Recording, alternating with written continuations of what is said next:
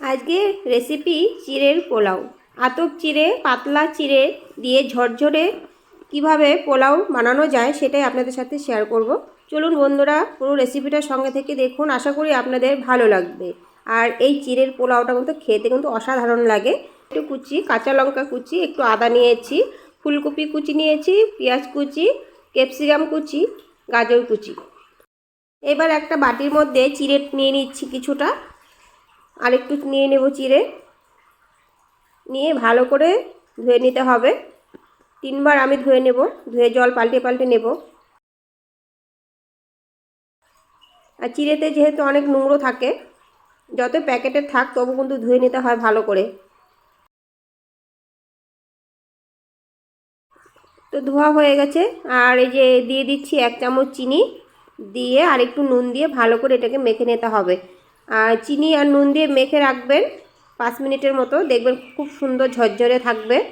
5 minute 10 minute রাখলেও কোনো অসুবিধা নেই। জলটাকে ভালো করে ছেঁকে নিতে হবে, জলে কিন্তু ভিজিয়ে রাখা একদমই যাবে না, না হলে কিন্তু একদম গলে যাবে।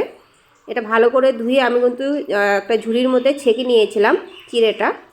তো এইদিকে আমি কড়াই বসিয়ে দিয়েছি। আজকে এই চিড়ের পোলাও রেসিপিটা বানাবো ঘি দিয়ে, তেল অ্যাড করব না এখানে। আপনারা সাদা তেল দিয়েও বানাতে পারেন বা বাটার দিয়েও বানাতে পারেন। আমি এখানে ঘি দিয়ে বানাচ্ছি। ঠান্ডার দিন যেহেতু ঘিটা একদম জমে গেছে, একটু গলতে সময় লাগবে। তো বন্ধুরা, আমি কিন্তু এখানে 2 চামচ ঘি দিয়েছি। আর এই যে অনেকটাই ঘি দিয়েছি, যেহেতু ঘিটা জমানো, তার জন্য কিন্তু বোঝা যাচ্ছে না। আর এখানে আমি দিয়ে দিচ্ছি কিশমিশ আর কাজুটা দিয়ে ভেজে তুলে নেব। কাজু আর কিশমিশটা লাল করে ভেজে নিয়েছি।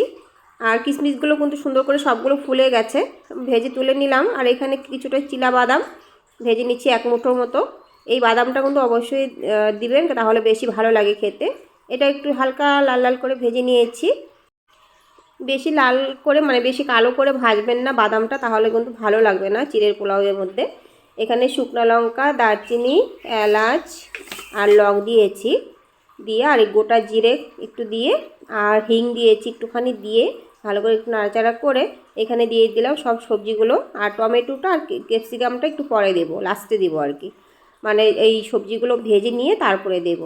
আর এখানে কিন্তু সব এক এক করে দিয়ে দিয়েছি, ফুলকপি, গাজর, পেঁয়াজ, কাঁচা লঙ্কা সব দিয়ে ভালো করে একটু লাল লাল করে কিন্তু ভেজে নিলাম। সুজিটা একটু ভালো করে ভেজে নিতে হবে। আর এদিকে আমি টমেটো কুচি, তারপরে দিয়ে দিলাম হলো ক্যাপসিকাম কুচি, আর নুন দিয়েছি, দিয়ে ভালো করে ভেজে নিয়েছি। আর দেখুন ঘিটা কিন্তু ছেড়ে দিয়েছে সবজি গায়ের থেকে, তার মানে সবজিটা একদম পারফেক্টভাবে ভাজা হয়ে গেছে। আর এই যে চিড়েটা কিন্তু আমি 10 মিনিটের মতো ভিজানো ছিল। আর চিড়েটা একটু দেওয়ার আগে কিন্তু একটু দলা যেহেতু বেঁধে থাকে, তো ভেঙে নিয়ে দেখতেই পারলেন এই আমি খুন্তিটা দিয়ে ভেঙে নিয়েছি, নিয়ে কিন্তু এবার দিয়ে আর ওই যে বাদাম, কাজু বাদাম, কিশমিশ আর চিলা বাদামগুলো একসাথে দিয়ে দিয়েছি, দিয়ে এবার কিন্তু সুন্দরভাবে যে এভাবে কিন্তু নেড়ে নিতে হবে। দেখতেই পাচ্ছেন বন্ধুরা কতটা ঝরঝরে হয়েছে পোলাওটা, আর খেতে কিন্তু অসাধারণ হয়েছে। তো বন্ধুরা দেখতেই পারলেন কতটা সুন্দরভাবে কিন্তু আমি ঝরঝরে চিড়ের পোলাও বানিয়ে নিলাম। আপনারাও কিন্তু এইভাবে ঝরঝরে চিড়ের পোলাও সকালবেলা বানিয়ে খেতে পারেন। সকালবেলার টিফিনে কিন্তু খুব সুন্দর একটা খাবার হয়ে যায়, আর পেটে গিয়ে কিন্তু ফুলেও যায়, খাবারটা অনেকক্ষণ থাকে। তো বন্ধুরা কেমন হয়েছে কমেন্ট করে বলবেন। টাটা।